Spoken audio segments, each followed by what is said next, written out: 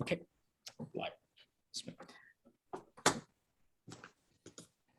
Assalamu alaikum. Thank you very much for joining us for today's webinar. Thank you very much, Dr. Saima Hussain Ijaz. I'm going to start the webinar with a little information about Dr. Saima Ijaz. Dr. Saima Hussain Ijaz has a medical background with training in pediatrics. Her son received a diagnosis of autism in late 90s, and when he didn't make much gains under the advice therapies, she left her medical career to understand and learn about the available and the researched teaching methodologies for kids with autism and developmental delays available in Canada and states to set up his home program. Saima is a behavior consultant and uses AAPT to make skill-based individualized plans for the home and school terms of ASD children of varying severity, with primary focus on building connections, developing basic communication, play literacy, and coping skills by using the child's learning strengths and proactive visual supports. Dr. Saima Ijaz has had voluntary involvement with the parent support groups, both in Pakistan and in BC, Canada, from the early 2000s, and currently volunteers and works for Family Support Institute of BC. As a regional network coordinator for the Central and the North Vancouver Island, FSI is a nonprofit organization that supports families in British Columbia, Canada, who have a member with any disability, any age, and the services are free for the families. Thank you very much, Dr. Saima Ijaz. And today we'll be discussing challenging behaviors, how to tackle meltdowns and prevent challenging behaviors. Over to you, Dr. Ijaz. Thank you so much, Nazia. And I'll say that today is the 5th session and the second last of the series. And if I can say, it's probably the most seeked out topic by the parents and the professionals alike, because it baffles everyone. So just starting my PowerPoint here.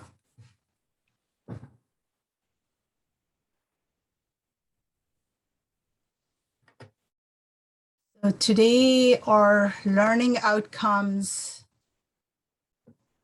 are going to be like, I'm gonna talk about why we call autism a spectrum disorder, types of behaviors, a calm down approach, reasons for behaviors, a balanced intervention plan, what is it, and what are we looking for when we are hiring, trying to figure out which consultant or which type of program is going to work for our child the best. Behaviors on school days, psychiatric diagnosis and autism, and then most importantly, looking at change required within our approach and the visual supports and tools for better outcomes. So incidence of autism is 1 in 54 and increasing, and it is characterized by differences in language, socialization, and sensory perceptions. These differences are severe enough to affect the daily life of each child to an extent that they require lots of daily supervision and planning, sometimes around the clock. So why autism is called a spectrum? There's a reason, as two individuals with the same diagnosis can be quite the opposite of each other. There's one who doesn't say a word or connect with anyone, stays in its own space, and one who talks nonstop and is overly friendly and in your personal space. And this huge difference can be around any of the 4 autistic characteristics. Important to remember is that all of them have a strong learning style and have a better outcome with interventions. Best is if you can have it early on, but any time is better than not trying it at all. So all of the people who are diagnosed on the spectrum, children, adults, and anyone in between, they all have odd and repetitive behaviors on and off. And they surface from time to time. They are of three types and depict three totally different emotional states. So the self-stimulating behaviors are very harmless. They are like a hum, the flapping of the hands, rocking, spinning. It is to, the child is trying to get a better focus and self-stimulate and just overcome a bit of his stress. The challenging behaviors, in this, a child can scream, yell, throw a thing, push, pinch, or bite the person next to him. It usually happens suddenly out of nowhere. Child looks extremely angry. It seems like there's no apparent reason or something very minor has happened. So so people always think, why such an extreme reaction? The disruptive behavior or the meltdowns are even more intense. It's a combination of everything that I've said, but it's prolonged. It's not a one incidence of throwing something or hitting. It continues for a while, and it's the child looks scared and unconsolable and unreachable. So the traditional approach so far has been of a judgment, and it's punitive and some sort of a punishment, as if it was wrongdoing on this person's behalf, even if it's a small child. So this needs to change to what I call as the awareness approach. And it cannot happen. It needs to come to change at homes, at schools, in the society. But it has to start from home first, and then it can only go outward. And it can't happen unless we understand what's causing those reactions, because only then we can feel empathetic about it. So the stims are discouraged because they're thought to bring unnecessary attention to the child. And while, like I said, they are self-regulation, they are way of self-regulation, and it's such a smart part on this child's behalf to know that this is how he can contain himself. Challenging behaviors and disruptive behaviors are considered maladaptive and personal deficits. They actually result when there's an inability to communicate the deep needs that the child is feeling. When he's stressed out, he's confused and frustrated, and sometimes he's actually having an anxiety or a panic attack.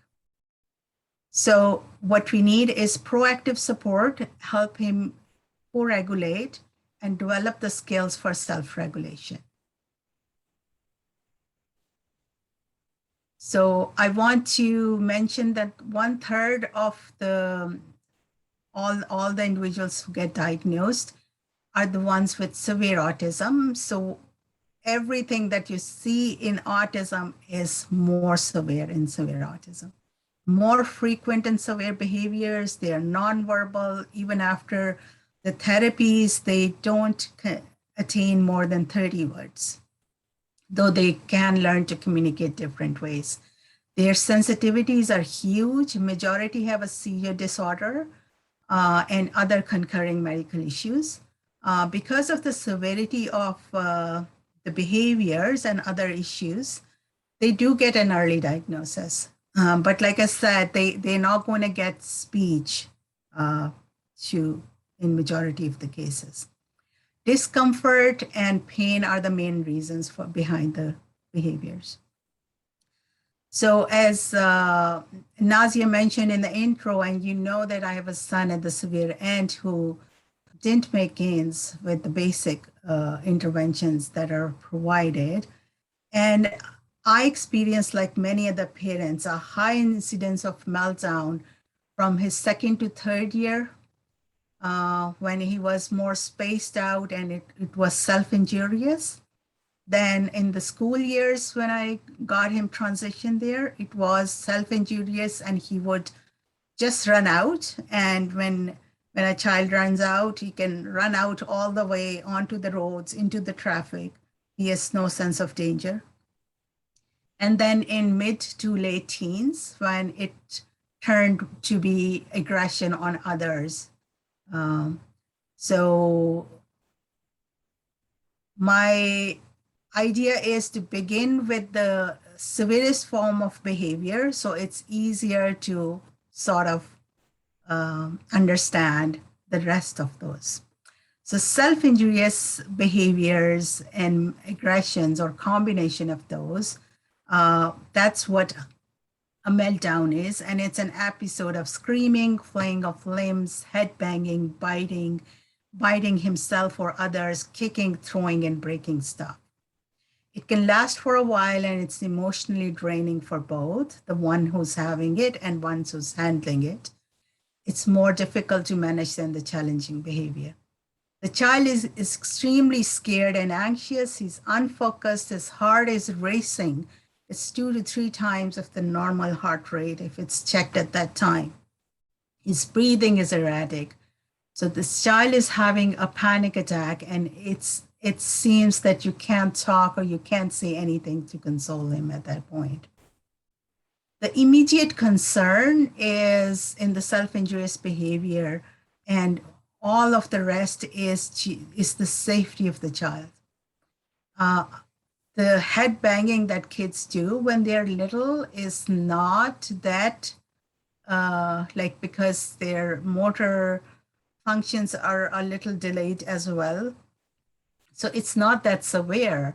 But as kids, when they do that, they can actually cause hemorrhage and retinal detachment and lead to blindness.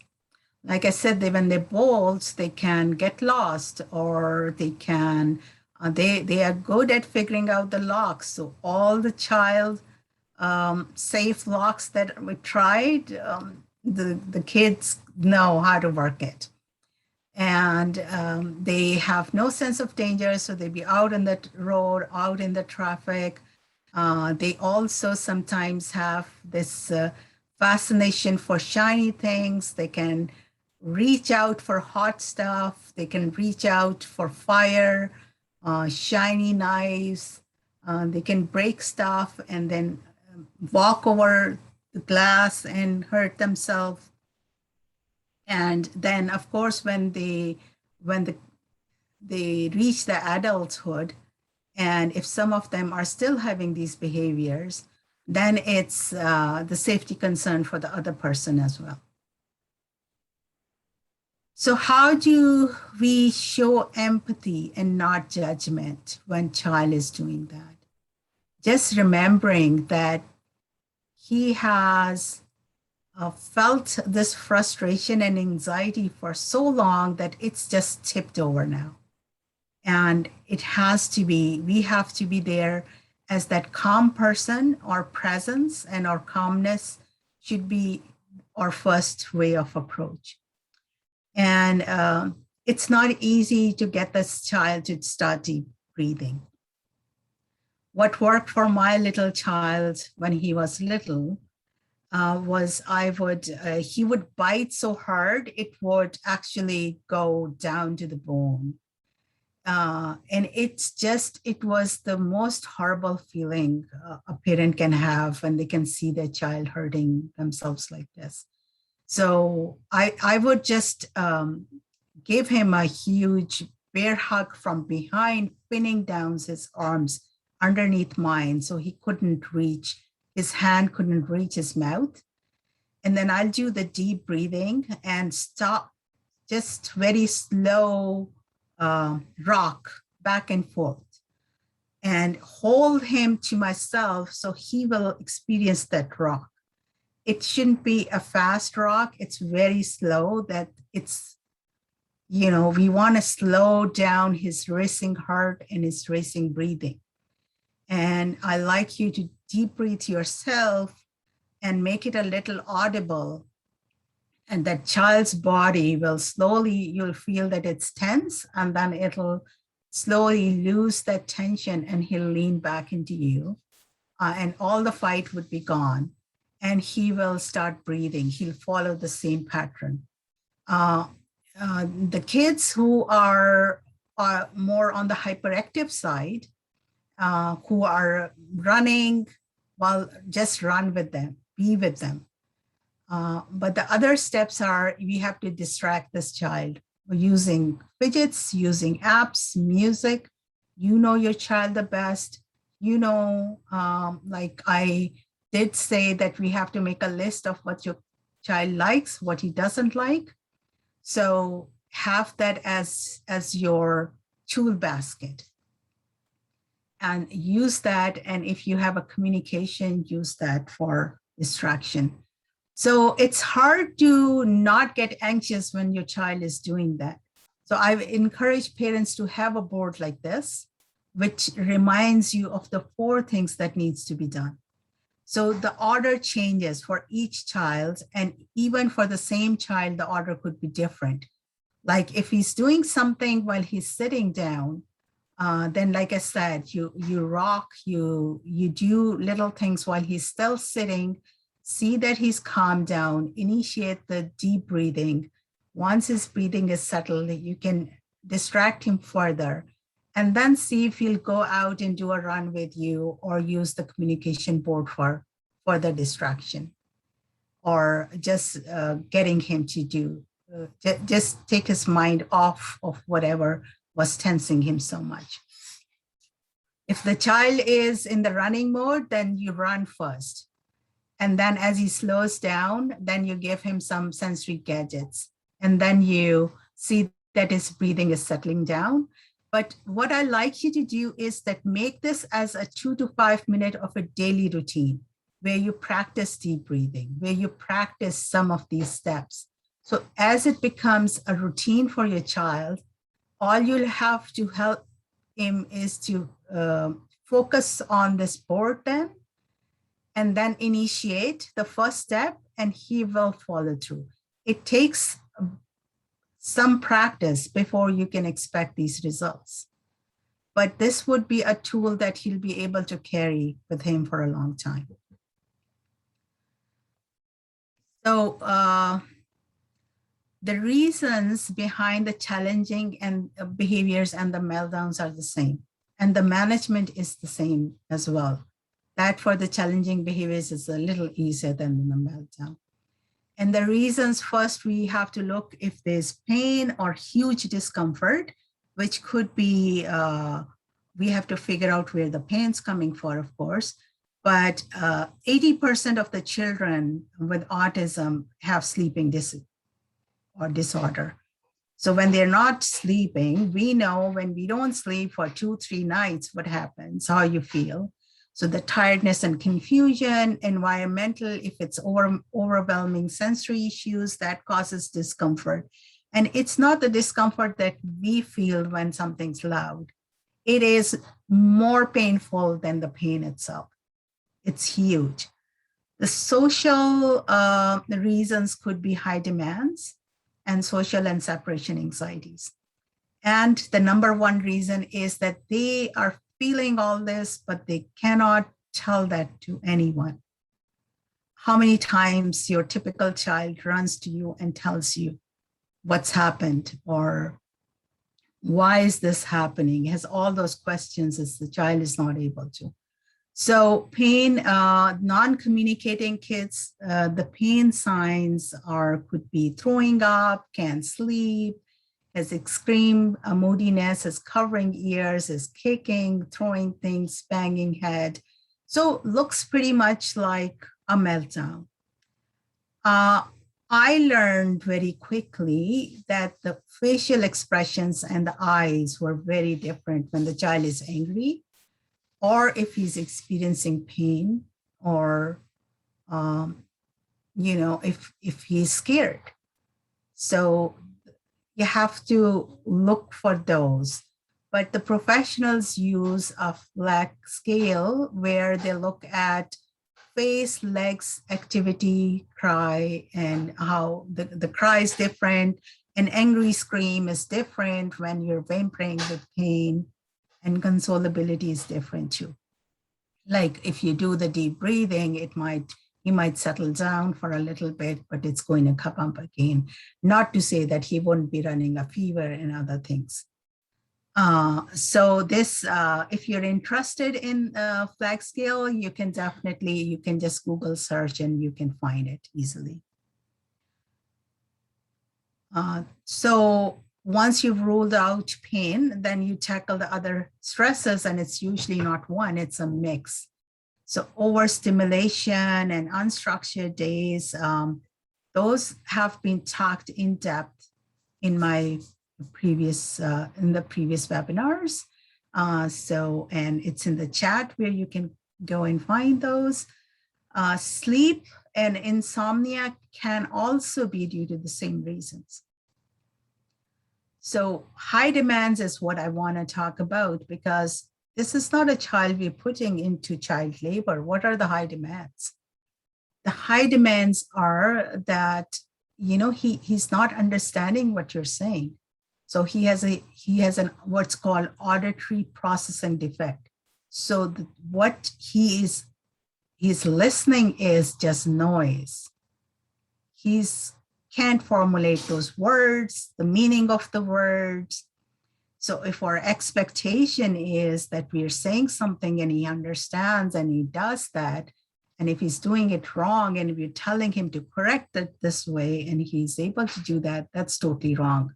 That's like asking a child in a wheelchair to start walking and a child who's blind to say, look at this. Wouldn't it make you upset? So and it make you feel worthless. Like I can't do that. So it would be a horrible feeling. So that's where the high demands comes from. That because it's an invisible disability, we see that he has ears, we know that he reacts to loud sounds. We don't think that what we're saying doesn't mean anything to him. That high demand plus with lack of communication means is the main stressor if you have even ruled out the unstructured and the overstimulation. So that's why we talk about early intervention to improve the child's communication and social abilities and enhance his and her learning and coping skills.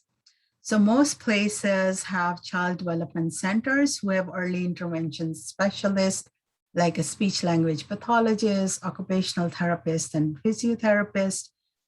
Also, they have applied behavior analysis consultants, and they know how to, if the child is not developing speech, then how to use PECs, augmentative communication pictures and labels. There are other interventions and teaching methods, which are can be used in different schools. Or even in homes, and they have consultants too. So there's TEACH, there's RDI, it stands for, I forgot. So it'll come to my mind later. Floor time, skirts, and APT. And any of these programs, if like parents have asked me which one's better, all of these, and even the ones I've not named, are good if they have all these domains, a program plan that works on all these domains. And it's not good, no matter how popular the consultant is and how heavily you're paying him, if these domains are not there. So communication, building motor skills, daily living skills, visual supports, and socialization, and most of the subdomains as well. So as a parent, if you know what you're looking for, then you can ask better questions. That's your awareness. You need to know what you're going to get if you know the right questions to ask. And if a person is only working on the communication skills, you just say, what about his motor skills? What are you going to do about the oral motor and the fine motor? We can work consecutively in all those. And why are there no visual supports? So, it's so good to know what like that's what we do when we go out shopping, we compare things, but you can't do that unless you know what is it that you're looking for. So self-stimulatory behaviors, unfortunately, not all professionals support those, like I said. It requires acceptance and encouragement and needs to be built into things and activities that are going to support this child throughout. So if child is, for him, it's relaxing to hum and rock, get him a rocking chair. If spinning is what he does, get him a swing and a swivel chair. Or you can go that back and forth on the swing, and you can, twine it and untwine, so that gives it is a spin. Child is flapping hands, framing objects, switch toys, button toys, building toys, odd toy playing, get him sensory fidgets. Those who like tapping, keyboard, piano, stretching, yoga postures, doodling, drawing, focus. It's not going to happen on its own, but those are the interests, and the child would be more inclined to learn this at a faster pace. And it could be both comforting, and it'll be a way of his growth that could actually take him further than the typical kids. Now, every child with ASD requires SPELLS, which stands for structure, positive and proactive supports, low arousal environment, empathy. Empathy comes first because spell doesn't spell right over here. Empathy, low arousal environment, learning to co-regulate, and social setup that works for him. Not the social setup that we would like him, like our friends or gatherings, looking into what would work for him.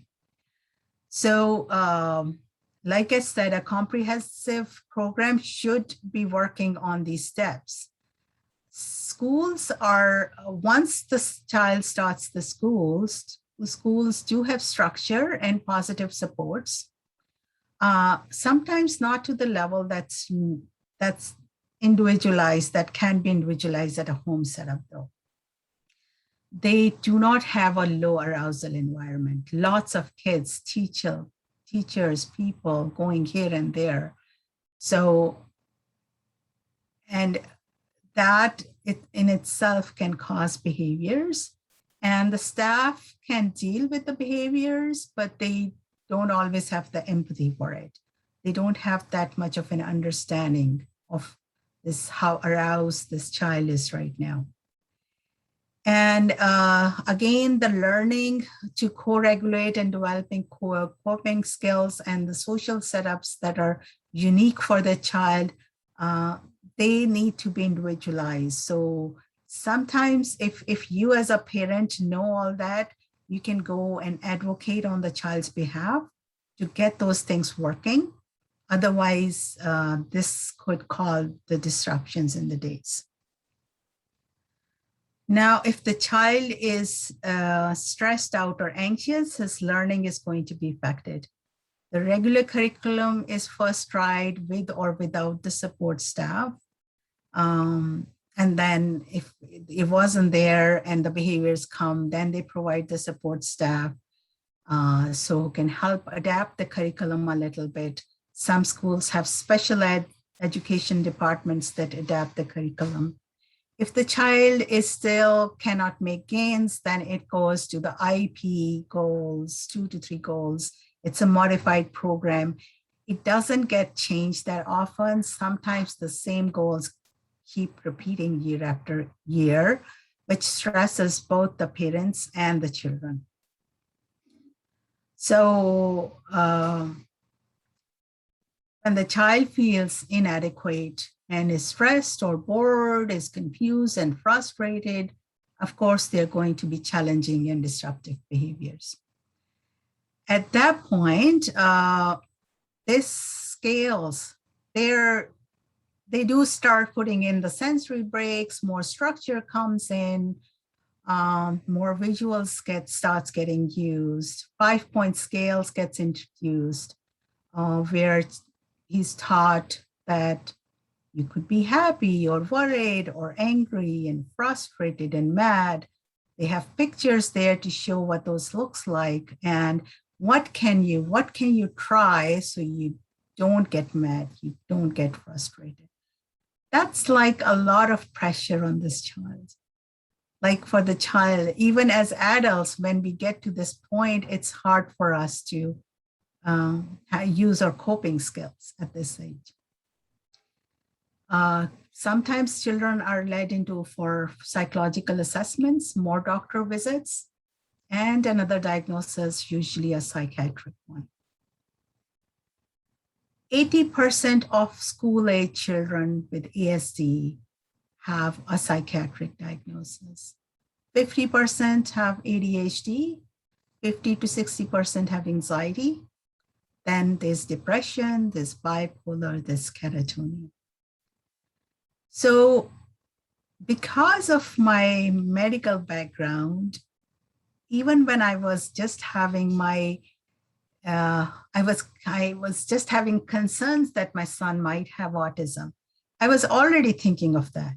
Such a huge, like, is that what the stats are? This is where he would be. He would end up getting those diagnoses and, so it worried me even more than developing his cognitive skills. And it motivated and intrigued me to figure out why my son and all these kids carry such a high level of stress and anxiety from such a young age, like a 2-year-old, a 1-year-old, to throughout their life. Like, what is something that's worrying them to this extent? What are the basic needs when a person is under a lot of stress? What are the needs and what are the wants? And I had to even think of myself when I was in the huge stress of how I wanted others to communicate with me. Was I even understanding part of the stuff they were saying? And how I needed my coping skills and how important those were for me. And then I had to turn it around to look at the child's perspective and see that how we can initiate the communication, help him understand what feelings are and ask for help. And how do we change our interaction style? So this form is not new. I've talked about this before. But I'll quickly say that you know the best what motivates your child. Is it an outing, a drive? Is it French fries, chocolate, a favorite toy, a sensory toy? What are the social rewards that are special for your child if you use it for them? Is it smile, a high five, a hug, a shuffle of his hair, some deep pressure? So you make a list and then you try to put it together as a communication board and help this child pick one thing. You know he likes all of those. So even hand over hand, pick on, touch one thing and give it to one. Give that to him. So he learns that he can touch and then he can probably say, or he can eventually he's able to write or type, which my son now does. What are the other things that he likes that you would do for him? Does he like tickles, peekaboo, like when you rub his head, giving him bath time when you're helping him? So use his name and put like Qasim likes and have pictures and all this and display it. So he can see all those things and you can compliment him. You can increase a little bit of time when he's doing that. Sometimes we are so focused at looking at what's wrong and what needs fixing that we forget to focus on that what are the little things that bring a smile to his face. So really focus and pick on those things to highlight it for him. And then when I talked to the parents, I saw that most, and even myself, I used to have the sensory and the toy board, but I didn't really focus on what are the other things that, because he's not coming and approaching me for hugs all the times. I am who's giving it to him. Are there other things that he would like me to do? So a deep pressure on the head, back, or foot, it doesn't have to take too long. It could be just a couple of minutes at a time. But then including those so you have that physical contact approach as well. And our interaction.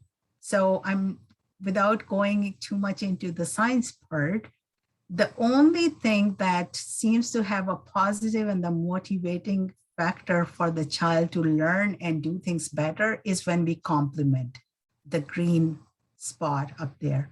If we pass a remark, if we criticize, if we advise, and it's not just for the kids, it works for us too. A brain doesn't even register that. So we look at all the time wasted talking about all those things and all the missed opportunity. Well, it's the compliments and the compliment doesn't have to be words. It could be, you did great, high five, fist bump, thumbs up, without the words, and a big smile. A smile is, it's the best secret weapon you got. What are the things? Greetings. We have to actually think, what is it? What is our style? How do we communicate? What is the tone we use? What's the pace? Like for myself, my greetings for him is like a smile and just a slight wave. That's all he would take. And then as a grown guy now, we do the fist bumps now. And that's when I've seen him after a day, not every time. In the morning, it'll just be a high. But when I'm talking to him, my tone is low and my pace is slow. Now, this is a child with a huge auditory processing defect. You know your child, but then be aware of how much language you're using. Are you offering choices? If you're giving instructions, is it one instruction at a time? Let's see if we can work with that before you tell him, can you bring that book and put it over there? Just minimize it, like give me this. And if he's got that, let's put it over there. Just break it down. Now my son, it's for verbal, it's still one instruction, but I can type out a whole list of things and he'd be great. He can follow it throughout the day. So then, it also shows you what is the learning style. Like we can communicate not just by talking, there are other ways as well. That's where the structure part of the this awareness series came in. And also always build on interest. I used to think that as we talk to each other, we share our comments on our thoughts, that's how we connect, and that's how we build a relationship, and that's the base of socialization. My child and lots of other kids have taught me that you can build strong relationships without saying a word. They could be activity-based. You just have to teach them turn taking and how to ask for a break. And I've been able to build it with siblings, peers, others, grown-ups, and like really, really strong friendships. Builds on what else, not just what he likes to do, but what are some of the things that you think can calm him and could be a good practice. And also display that list for him. Now, teaching feelings, and always start with a mix of feelings, not just the negative. And what I found is that children learn the best if they're drawing and if they are writing. But if they can't write, you can have labels, so they can match the labels. And then afterwards, you can hide this other worksheet, the labels, and see that if he, from expressions, he's able to put in the right label. The next step was getting another communication board where I wanted to encourage him to come and ask for my help.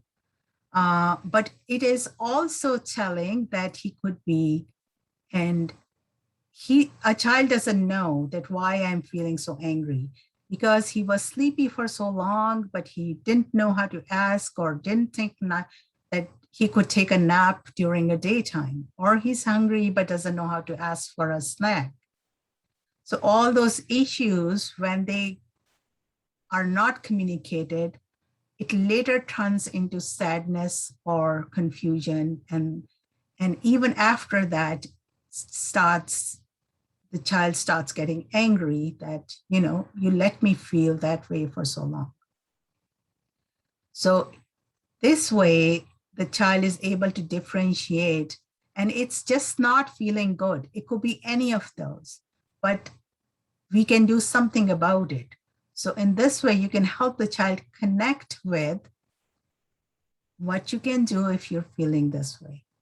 It'll start slow and easy. Again, you can go step by step, just work on one emotion at a time.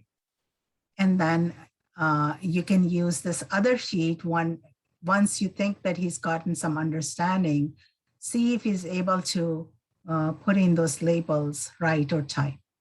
So this doesn't only help into the part of the self-regulation, it also helps them get independent. And then I figured out that some of the behaviors were coming up because I have a very technical, device-loving guy, and if one thing is not working, it could be huge. He would be sad, angry, and then later a behavior would show up. So this was another one to help him encourage to come and ask for help. And he did start using it. He would come up and take me to the device until he figured out that he was technically way more proficient than I was. And then he stopped it now, but then he would ask his brother or his dad, not me, or just fix it himself. So building coping skills, acceptance and encouragement, we've already talked about, but we can also build it into relaxing activities and hobbies that can lead to careers. So as I have to hurry up with the rest of the slides, but if I'm not able to talk enough about it, please go back and check it at Alliance website. And even if you want to take a picture and print it out for the boards, I think that should be okay too. So the last surge is seen in the teens to early adulthood. And then the diagnosis, which was probably one before, it leaps up to the second and third in most cases. So lots of changes happen at that time. They're physical, social, hormonal. To understand this part, I had to look at my typical teenage son, how different he grew when he hit the teens, around the mid-teens. So Qasim was doing some of the same things. He wanted his own space, doing his more of his own things than tagging behind his mom. And it took me a while to realize that this is normal. This is what teens do. But there are other things too. Their interest can change. Sensitivities can change. And the strategies that you were working and that were working when he was a child, that changed.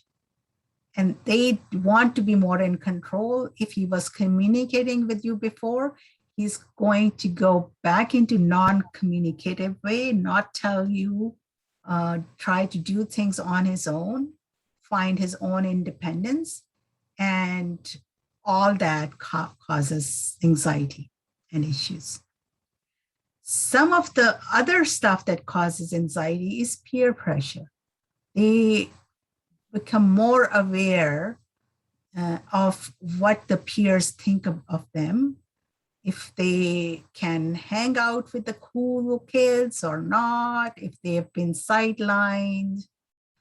This can be used as a motivating factor for teaching them social appropriateness. And it's called a social behavior map. And we can indicate some of the things that we see he does and show him that instead of pointing out more as what the uncool is, visually show him what a cool response is, what you can do that others are going to like.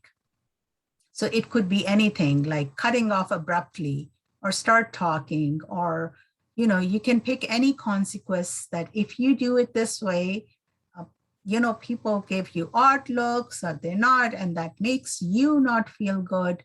But if you say, excuse me, or wait for your turn, so you can pick any of the actions and turn it how you represent it as a cool response and uncool response.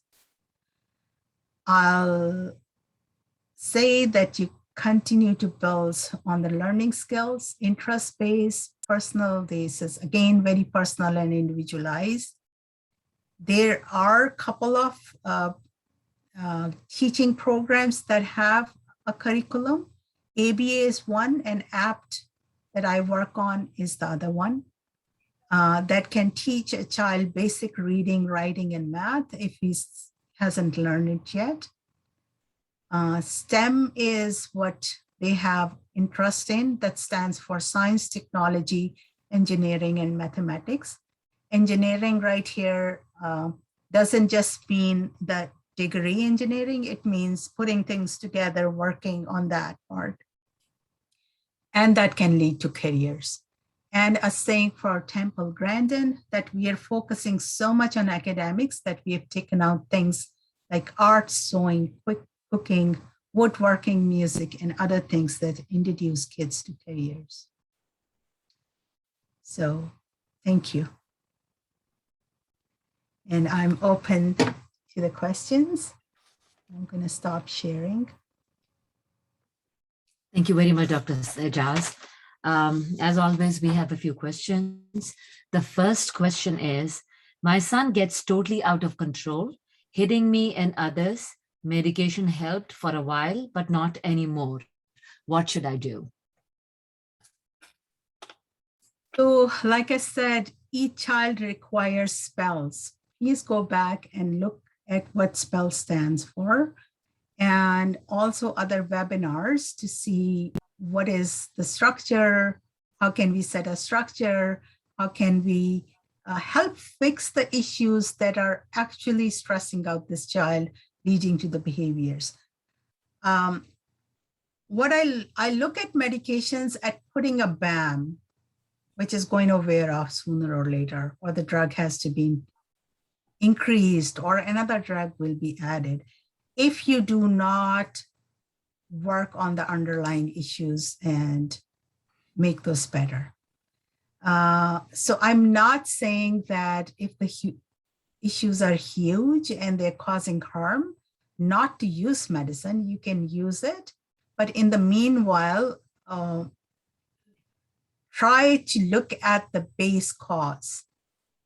And you need to control what's not working and make it work better for him.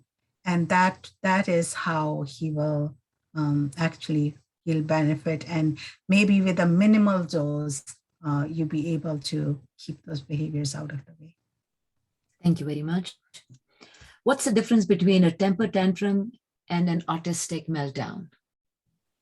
So temper tantrums are seen in typical 2 to 3 years old when they're trying to, they know they're a person, they want something, and it's in simple words, it's a drama, it's a stage drama. They need something, either it's attention or something to eat or go out, and they are going to put up those behaviors to get you to work for you. A behavior when it's a meltdown, the child is he's not thinking. It's happening because he's so overwhelmed and so stressed out. I have done this for so long that I can look at any child's eyes and I can tell what, and really look there and you can tell if he's looking for your attention or he's just in his own world, just doing that. And our response is very different for both. So it's a really great question, as we should be able to differentiate. In the temper tantrums, we don't give attention. And in the other one, we are there to help him co-regulate. Thank you. When my child screams, I am not sure if he's hungry, angry, or in pain. Well, we did talk about this, and it is looking at the eyes, the face, and the legs, the scream, the cry, that flag scale. That's really good too. But the scream, like an angry cry, is very different than a whine that's scary, or pain, you sort of whimpery. So those are different, and the expressions in the eyes and the face can tell you. Thank you. The last question is, what are some of the reasons my child with autism could be in pain? Well, there are allergic issues that are very common in kids with autism. Lots of food intolerances, especially in the early years, that can cause cramping pain. And a child could have off and on diarrhea and constipation. So tummy aches and pains. Then as kids, youth, and teenage years, they develop a reflux. So that causes that burning pain as well. Children usually have lots of ear infections. That's painful. Then kids have stress headaches. Some get migraine headaches. Kids also have higher incidence of asthma, eczema, and other allergies.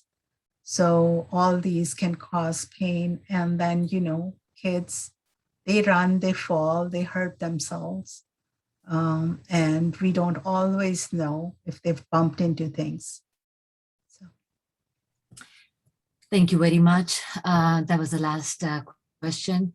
Dr. Rajaz, as always, this was another extremely informative webinar, and I'm sure our members and friends benefited greatly. They can, like you said, they can go back and check out the other recorded webinars, the entire Autism Awareness series, and looking forward to our next webinar next month. Thank you very much for your time. I sincerely appreciate it. Thank you so much. Thank you. Hafiz.